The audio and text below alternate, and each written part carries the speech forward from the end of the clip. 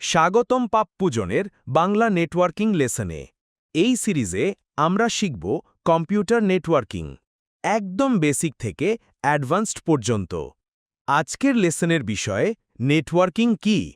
Networking মানে হল একাধিক কম্পিউটার বা ডিভাইসকে সংযুক্ত করা, যাতে তারা একে অপরের সাথে তথ্য আদান প্রদান করতে পারে।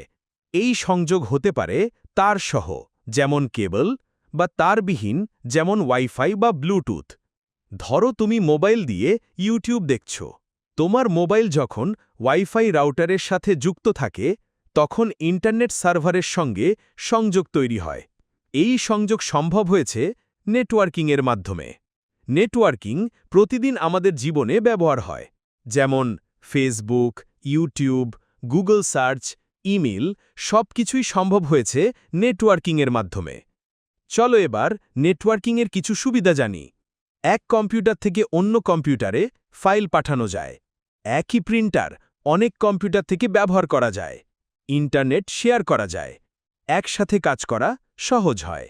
ধরো একটি অফিসে 10টি কম্পিউটার আছে, সবগুলো একই নেটওয়ার্কে সংযুক্ত। তাহলে তারা একে অপরের সাথে ফাইল শেয়ার করতে পারবে, একটি প্রিন্টার সবাই ব্যবহার করতে পারবে, এমনকি একই ইন্টারনেট সংযোগ শেয়ার করতে পারবে। এই ব্যবস্থাই হল কম্পিউটার নেটওয়ার্ক।